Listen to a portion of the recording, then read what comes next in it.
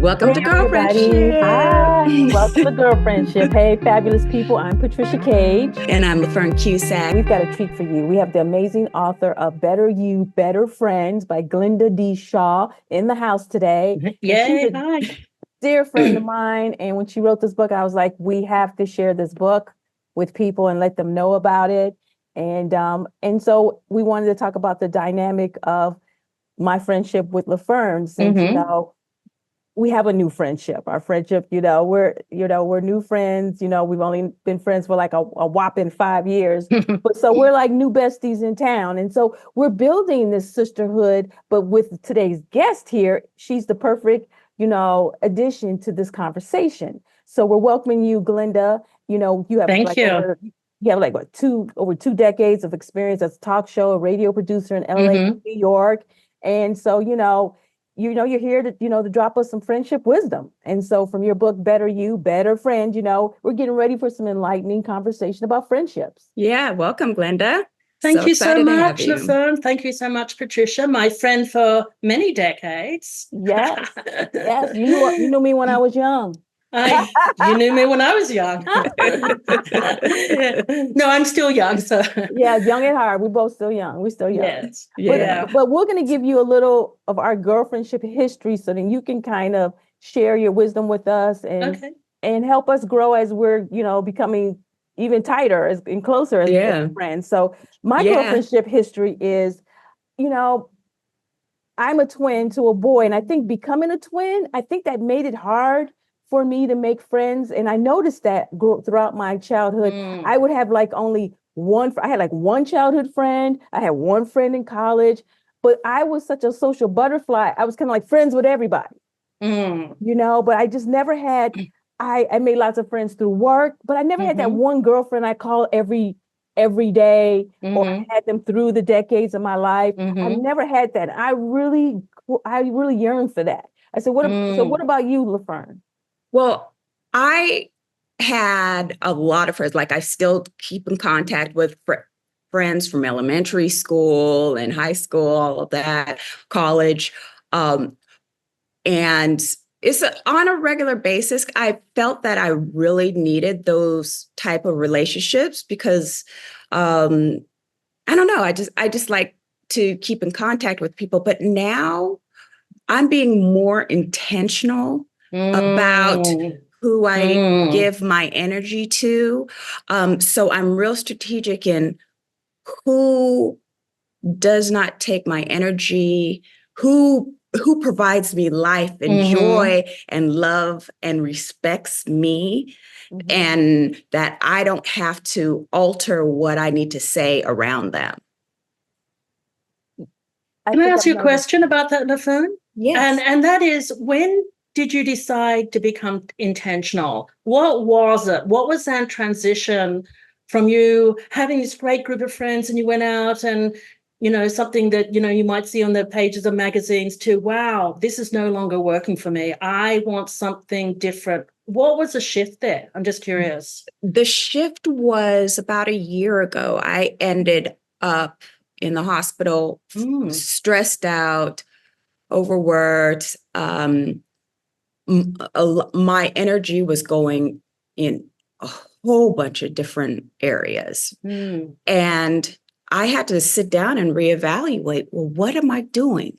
Wow. What am I doing that is not working for me?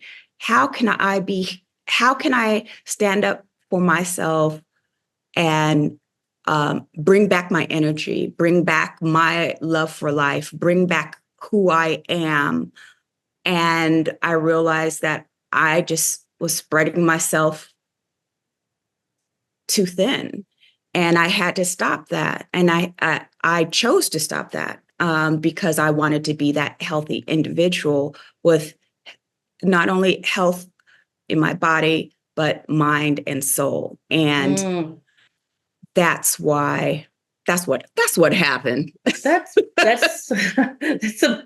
a big transition. And you wanted to be LaFern. You wanted to find out who LaFern was. And exactly. And it's really important because I think people can drain you. So did you end up culling a few people from your life that how did you reevaluate it? Did you end up Just not paying so much attention to people that weren't supporting you? No, I didn't have to do anything. Wow. I did not have to do anything. The people that are in my life now are here, and the people that were draining me, they're gone. I didn't have to do anything. I think I needed to change myself spiritually. And I feel that when you radiate at a certain level, you bring in who you need, and the others will. It's not like I had to push anyone out, but they just naturally dropped off. Yeah, that's amazing when that happens. So based on your book, Linda, what is a friend? How would you define the word friend? Well, a friend is a stranger you learn to love. And it is a person that is, I think, very important relationships, clearly, because I wrote a book. And they can really not support you, and you can get very sick, because friends are so vital to your own well-being. And friends can drain you, and some friends are very transactional. I'll get to that a bit later. But basically, they're the people, I call them the democracy of relationships, because you're not born into them. So they're your peers, and they're the ones that really are with you when you grow. When you shift or change, the essential friends, those long-lasting friends, can change with you or really accept you or support that. Other ones, and as LaFern said, other ones, just drift away, or you might have realized, LaFern, that you were the one that were always keeping in contact. Ah, yes, that too. Yes. And so once you stop, I have friends like that too. If I don't contact them, they don't contact me. And those friends aren't in my life very much anymore either. The people that pick up the phone and call, or the people say, how are you? Where are you? I'll come visit you in hospital. What do you need? And I think what we don't realize in friendship is that these challenges that we have in our lives or with friendships really show the people that show up for you. And we don't know. I had a friend who was a very similar situation, LaFern, where she went to a hospital, and she was wondering why a friend that she'd known for years didn't support her. And I said to my friend, have you ever had a challenge before? And she thought a few minutes, and she thought, no, I don't think we ever had. We'd worked together, but we were always kind of unified at the job. And I don't think we've ever had a big challenge. And when a big challenge came up in my life, she wasn't there for me.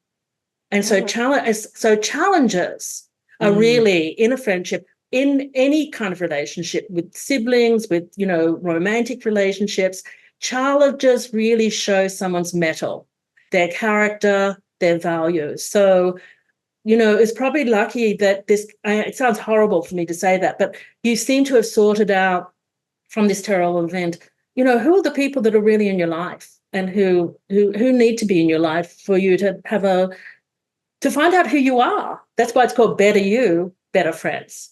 You find, you become you could become who you want to be, and see, and there are plenty of people that love LaFern for LaFern. Exactly. And the challenge is what you're talking about, and let me know if this is that you can have challenges. Yeah. But also the challenges can help you grow within your friendship. Absolutely. And sometimes those challenges help you leap further into the friendship. Maybe you were a work friend, but somehow that person really stood by you when none of your college friends did, or something. And so you can see who shows up and who really values enough to spend the time thinking about you rather than ourselves, which become a society of, like, we kind of think about ourselves. But when you start thinking about your friend and what they need and what you could, you're happy to offer, that's when you go. And also it's about understanding the person better, finding out values of a person. Do they match your values? People that don't show up, that's not loyal. And loyalty is really important to us, what I consider almost like a protection for us, that kind of loyalty. And then according to your book, you have what are the 4 levels of friendship. Can you break that down for us? Absolutely. basically it's a template. Everyone has different measures, but this I found really important for my well-being. And it seems to have served a lot of people as well. The first one are those long friendships. You've had challenges and you've had to really step back and think about who you are and in this friendship and how much support you can give. They're the really long-term friends, and they your confidence. The first time you get a job, they're going to celebrate your successes, rather than be jealous of them or envious of you. They want the best for you, and they're your essential friends. Usually they've had to weather, the seasons of time. They've had to go through a few seasons. Some of my closest friends, they went into motherhood, which I didn't. I went into career. They went into motherhood. Other friends from my work, one friend said, I said, I didn't ever think I'd be still great friends with you all these decades later. And she said, I knew. But at that point, I was kind of more into my collaborator friends, which is the next level. But so you find people that they live beyond the season of which you met them, the context of which you met them. And the collaborators are the people that support you at work. They give you a lot of emotional support at work, or maybe you're a parent and you're getting into parenting and you meet a group of women and then you go through high school, through the stages with your children. And then after your children have all left school and graduation and goodbye, see you when you come back for summers, you don't have much left. It feels spent. It feels like your purpose for being together and all that support was about bringing up your wonderful children.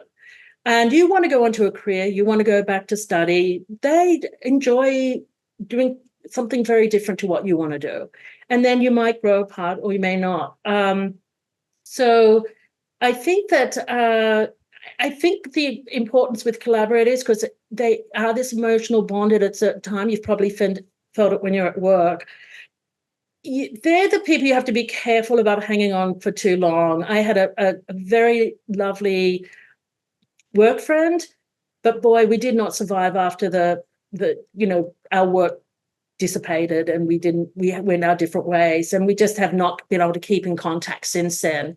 The next one is the associate friends. Now, I love my associate friends, but they're kind of a one-party system. It's like you go to a book club, you go to an exercise club, you have a great time with them. They usually don't know a lot about you. They usually don't know your troubles from the past or your troubles in relationships or whatever. They usually are there to help you exercise, to help, talk about books, go to maybe I call them associate because they are associate. So they're really valuable friends to have. But it's really more a single purpose. Maybe it's a church friend. There's so many, but I see a lot of value. And actually, a number of my associate friends have turned into really good friends. So any of these groups can grow. And I think the next one is I've had really great mentors in my life and mentees, and they're more professional. There's a power differential. You'll have someone that's more seasoned, that's really helping out you in the beginning of your career, or you're helping someone out helping someone out in their career. And they've been really interesting relationships to me as well. They've helped me grow, because if I'm older, working with someone's younger or guiding them, I'm getting that information from what it is to be that many years younger than me. So they inspire me as much as I hopefully inspire them. And the younger people, they usually are more deferential or like the older person better, just because they feel they're getting a lot of value from that. But it's still very, very important relationship. At any level, any one of those can grow into long friends. I had someone I was like a mentor. He was my mentee years ago. We're still friends. He just got married, and so it's great. It's really good. Well, I never knew there was levels of friendships. So why did you feel that it was so important to write a book about friendship? It's such a unique subject matter. You sure do. I would say I wrote that because I was at a birthday party, one of those big birthday parties, and I looked around the table and I thought, how did I get here? That person lied about me to a workmate that I didn't get a job. That person never calls me back when she doesn't feel like it. That person is so unreliable. And I looked around and I thought, I love all these people, but they no longer work in my life. I don't feel protected. I don't feel that they've got my best interests at heart. I think, and that's when I had a kind of a friendship crisis. So what I actually did is I wrote out all the friends that I really admire in my life, all the friends that get things done, all the friends that have showed up, all the things that will return calls when I call them. And it was surprising, they were there. They were in my life, but other people that I'd what he called siloed off a little bit with, because they were more convenient. They were convenient friends. There was a little bit of history with us. So we had shorthand, and that kind of convenience and shorthand can kind of feel after a while can become habitual. And you know what habit forming thing, issues, what happens in habit forming issues, you get addicted to something that's not of real value in your life. Maybe except chocolate, There's a few exceptions there. But, basically, I think sometimes I'm reading actually a book on critical thinking. It's really, really, really good. And I think we think friends just happen. We don't think, well, we have to really think, what am I getting out of this? What do I like about this person? And all those people that were invigorating me at that time, they're still friends with me today. That was quite a while ago. So they're still friends now because I saw how they really showed up for me, how they were inspiring, what I said, closed deals. They weren't someone that always talked about. I still have this friend that from that party, actually, it still talks about doing his one-man show. And that was a long time ago. So they were people that, just like me, just like getting things done. Is there ever a time where we have to say that this can't go on anymore? Like, do you have those breaking points? Like we can't have a friendship anymore. Absolutely. But what I do say, I'm just going to preface this first, and I'll go into it. Don't ghost someone. If you feel that you've had it with someone, don't ghost them. Really, you show courage when you stand up for your own values and you can discuss it with someone. You shouldn't be embarrassed if you're not happy. Maybe you've set a lot of boundaries with somebody. And I do have a situation in the book, and I'll give his because it's just so clear. He's a leadership, corporate leadership person, and so he was very articulate about what his needs were. And he called a friend. He said, "You know what? Our friend isn't working anymore. I feel that it's kind of done." And she said, "Oh, do you?" And he said, "Yeah, I do. And I just don't think we can really be friends anymore until something changes." She said, oh well. And they hung up. And he said, as soon as we hung up from that conversation, they've been friends for years, by the way. I mean, she might have been taken by surprise, but he realized that was it. He got his answer. Wow.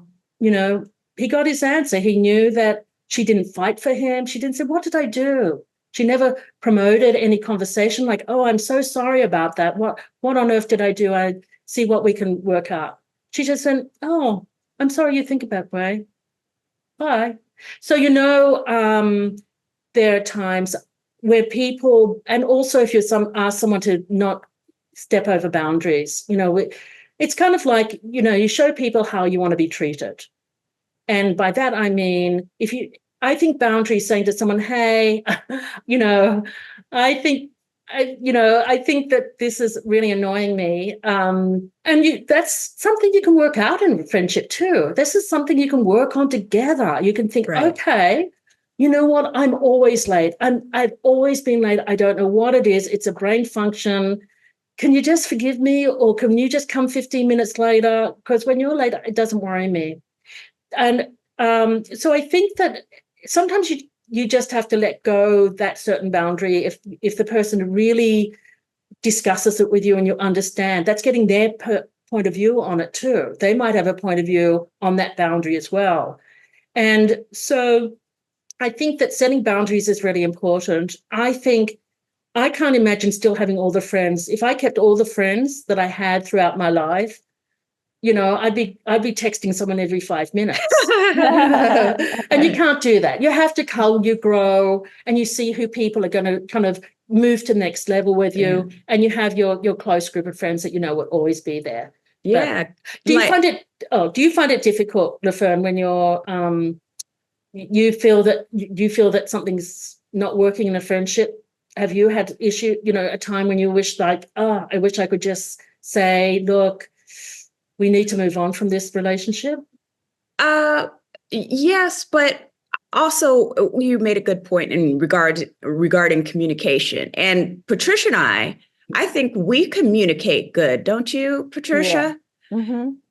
And so with our relationship, I know you wanted to talk about that, what our communication style is and how we go forward in. Well, the thing about LaFern and I is that we are vastly different. I'm single, she's married, and she has a son. And and then you might wonder, like, what do we have in common if we have such different lifestyles? But we have really forged a real true friendship. And like she says, we have great communication. Like, I don't know, we just kind of have this kind of language. Like, she'll call and she can just sense something's wrong, or I can sense something with her. But like, how do women with different lifestyles cultivate a long-lasting friendship? Well, I think you just nailed it. I think it's about quality of person and compatibility rather than at what life they're in. We confuse the external with the internal. And clearly you have very similar characters. You're both innovative.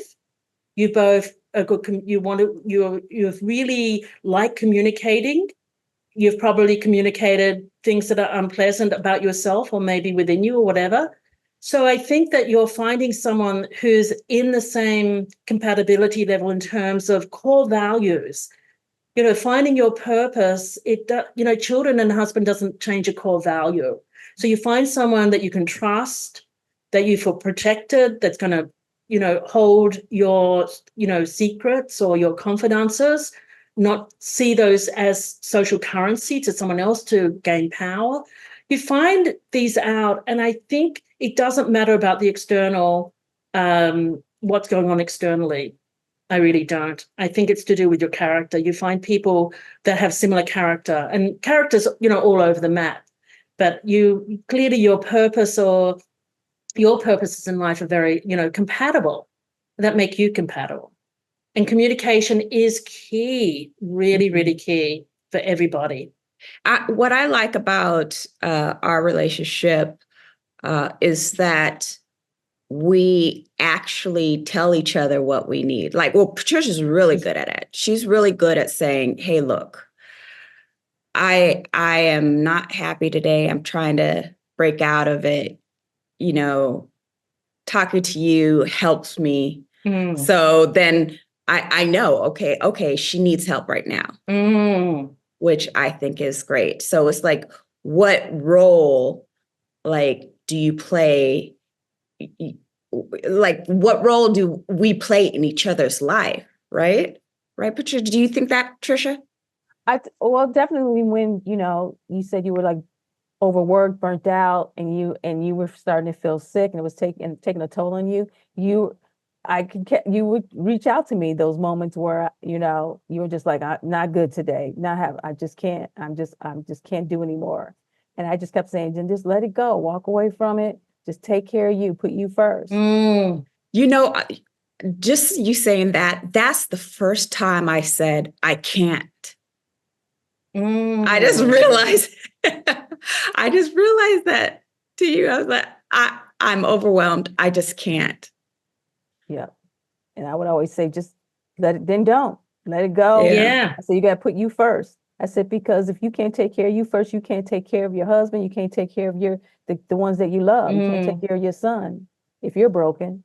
I said, so no, you got to take care of you first. Yeah. Yeah. I love it. Even though I've heard people say it a million times, they say that line, it's true. Because if you're sick, you don't have the strength to take care of your husband or your child and be there for them and be a support to them. Mm-hmm. So it's like, yeah, you definitely have to take care. Ask yourself, how am I feeling today? How can I make myself feel better? Right. Making How sure can this, I fill up my chalice so it can yeah, run Yeah. over and help yeah, others? yeah, you gotta give yourself grace. Well, how do we define our sister circle? Well, this comes down to the essential friends. I say there's about five, 5 to 7. It varies to person. Some people just like having one or two really close friends. And you have about 5 or 7 close friends or friends that you do trust, say 5. It depends how old you are too. And then you have the next level, which is, collaborators might be, or your associate friends, and they're about a 15 to 25. And the circles get bigger, and they are a circle. And actually, interestingly, there's a number called the Dunbar number, and he looked at how big does a group have to get to still support each other before too many more people, they stop supporting each other. And he studied this extensively. And it's called the Dunbar number. It's been around for many number of decades now. And he said I think it's about 120 to 150. And that's why Amish groups and stuff are about 150. But when you think of it, they have your core family, then you have your cousins, and then you have the people, then the people you work. You probably remember about 150, well, maybe, about 150 names if you see them on the street, maybe more. I mean, in TV, it's unnatural how you have to remember stuff like that. But most people, you kind of 120 to 150 church going at church. So you have this core group, which is your kind of the closed family of friends. Then you have the collaborators, a bit bigger, people you work with on different projects, maybe your neighbors, things like that, people like that. And then you have a much bigger group of, people you work with, but you kind of still have a friend that I worked with years ago. And she'll say, oh, come up and see, she's a comedian. She'll say, come and see my comedy. And she'll still occasionally say that. I think social media has made those kind of connections a little unnatural in terms of, people having 5,000. Our brain can't contain that. I know. They just can't hold that. About 120, when you start, and it depending who you are. I mean, if you're someone that just likes, a couple of friends, you work in a pretty quiet office, you may not have that. But basically, that's kind of the most that our brain. Yeah. And so far, I haven't heard any disputes about that number. So, and I get it. Otherwise, it just becomes, I mean, someone from a magazine actually thought, you know what, I've got thousands of people on my internet. I'll contact them. Some had passed away. Some had no idea who he was. One guy got angry. How dare you contact me? That they're all people that somehow liked him or responded to his like. So when you look at your group, there's some people it's like, who was that again or something? And I don't have a lot of, I'm not one of those people that love, thousands of friendships, because I like to keep it within the Dunbar number. It's a little bit bigger than that. But yeah, so I think that the circle of friends, it doesn't have to be a circle. It can be like a tree. It can be, a lot of circles and they can all intermingle. But bottom line, there's usually a core group that you feel really knows who you are and you hold great value. Right. It's not the internet friends. It's not your Instagram. Yeah. It's like, I've got 5,000 friends, but that's the new. And I've had debates about this with a man who said, well, your brain can hold that. But also I think men's friendships are different to women, too. I don't think, have never heard, what is it? Brother friendships or something. And Romances. bromance, things like that. So I think that when you're looking at your own circle, and it doesn't have to be transactional either. You might like Betty very much and you might call her. I have a friend that I always call her. She never calls me. I love her. I know why she won't call back. It's not always quid pro quo either. You can have someone and just enjoy them and, and they're essential friends. It's like, I think I lent you 20, don't worry about it. You bought me lunch. There's just, you don't have that kind of transactional vibe going with other people you might. But so a friend circle but as you said earlier, LaFern, it's to be conscious about it. if there's someone you feel that you really want to keep in contact with, what you can do is keep contact with them, but say, hey, let's have coffee. And when you have a coffee, go there for an hour and have a hard out after about an hour, or, and you can still stay in contact. You don't have to have the same contact. That's magazine. That's what they have in the magazines. And women have become, absolutely following these magazines, what you should and shouldn't have. But you have to find out what you want. And that's what I think you're finding out together, what you're looking for in friends, and you're pursuing it. And you seem to be well adjusted. But there's still a group of women out there who struggle to find their tribe, for various reasons, if they've been hurt before, or they just find it difficult to meet like-minded people. Why do boundaries show a real test of friendship? Gee, I think that I go back to this kind of critical thinking and thinking what your needs are, thinking about, sometimes you have a friend and you may not have been struggled with them, but you haven't really found out their point of view. Friendships, boundaries are very important because they show you, again, how someone responds to when you say, hey, could you just call me a little bit more than you have been? Or that's a kind of more trivial one. But sometimes those little trivial boundaries, I find, tell you more about the person than the bigger ones. So, just about paying attention to your life and what your needs are and what you're looking for. And boundaries are a way, really, as I said earlier, to show people how to treat you. And you can go from the smaller boundaries, like, when I'm picking up the tab a lot with the food. What I would say about that, when you're doing that kind of, picking up, I would prefer if people said, I picked up the last 5 dinners that we've had. Would you mind just, sharing, even going Dutch on this or something like that, rather than I always pick up the tablet, the tab or something like that. I think that those broad general statements are not helpful when you're communicating with someone about a boundary. Be very clear. The last, 3 times we were going to go to a business meeting, you got there, kind of late. What can we do to fix this? Always be part of the solution too. Yeah. That's really important. I think it's, they may not even know they're doing it. Often, we kind of get biased in the way we think. We think that it's not a problem if someone's a few minutes late, whereas it might bother your friend. So I think really it's those boundaries, again, set the tone for talking about it. It's not that you're a bad person. It's this, bring it up, say that this is, I feel that, when you come late, I'm not respected, or you're not managing your time. What is it? How can we work on this? And as I said earlier, maybe the person says, look, I'm always late. I've been late, talk to my parents. And you say, okay, I won't be so judgy. Sometimes we're very judgy, what? So it goes back to better you. There's a, better you. And sometimes you just need to let stuff go. When it becomes a habit that you really, really don't like, address it. But, I don't know. Sometimes I think we get very...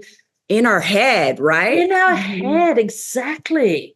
And you don't know what's happening on the other end to that other person. So you could be sitting here being all angry and stuff. Yes. And you don't know, you're just creating these scenarios that don't work anything. Who said, I forgot, it's like half the things, the worst things have never happened. 2 hours later. I have lived through many calamities in my life, and some of them have actually happened. We love writing fiction. We love writing fiction when we feel dissed, ascribing.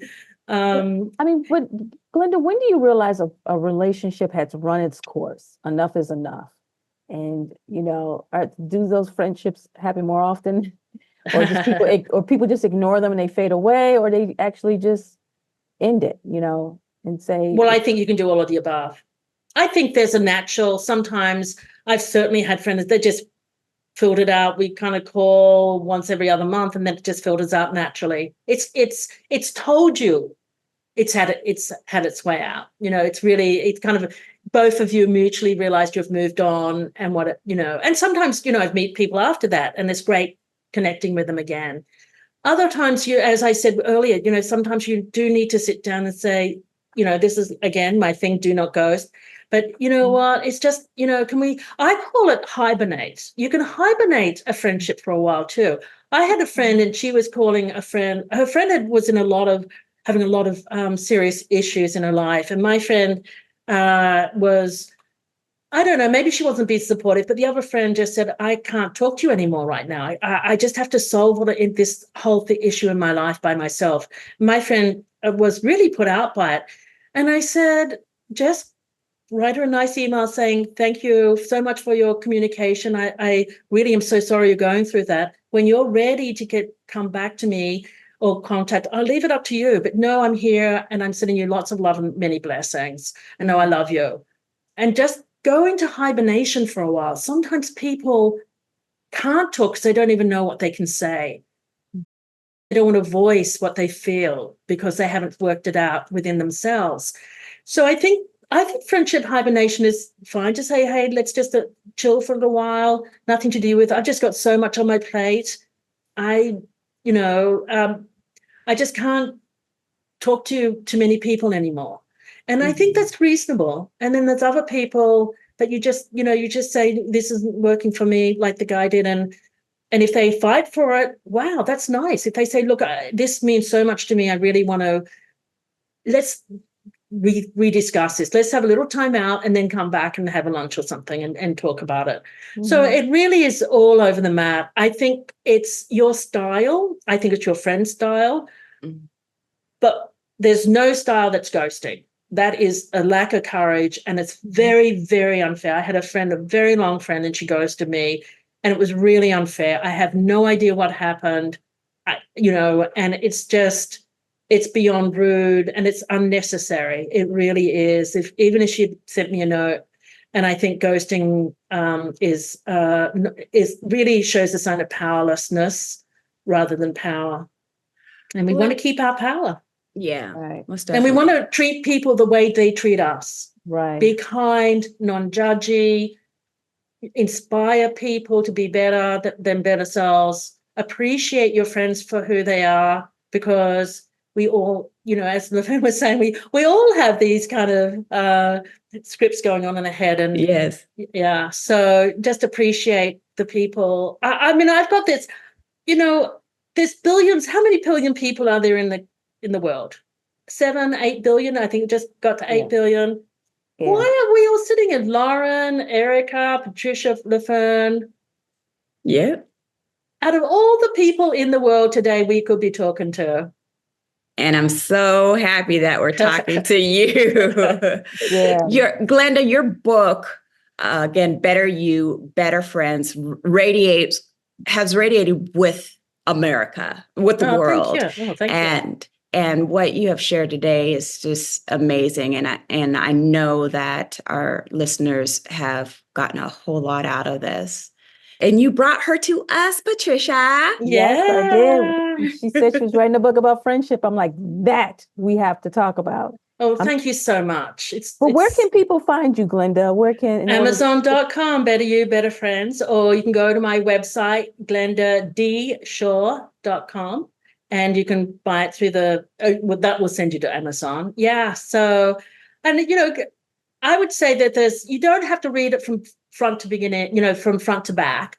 You can find out, someone's, there's some issues in a relationship. Look at the boundaries. Look at the boundary chapters on setting boundaries. If you don't know how to communicate, there's follow-up questions, how to ask questions, how to listen. We've forgotten how to listen. Everyone's forgotten how to listen. We're so in our heads. Yes. There's a whole scientific research on listening now that a lot of people are becoming more aware about. So you don't have to read it from beginning to end. I would suggest if you're having issues with a friend, go to the listening section. Maybe it's you're not listening to them. And, so it's supposed to be really helpful in many areas of the friendship life. Oh, thank you, Glenda. I love it. Good. Communication. Communicate. Please. such a And breathe. blast. And breathe. Yeah. Between the communication. Well, thank you, LaFern. Thank you, Patricia. It's Thank been you so much. wonderful being here. It's been a blast, and I know our listeners have enjoyed this just as much as we have. Thank you all for joining us here on Girlfriendship. Yes, Remember to yes, yes. subscribe and share. And we'll see you next time. See you next time. Bye. Bye. The Girlfriend Experience is brought to you by Inferno Productions, hosted by LaFern, Cusack, and Patricia Cage. Executive produced by Ulani Gray and Erica McCartan, and produced by Lauren Bond. Thanks for joining in the Ultimate Girlfriend Fest.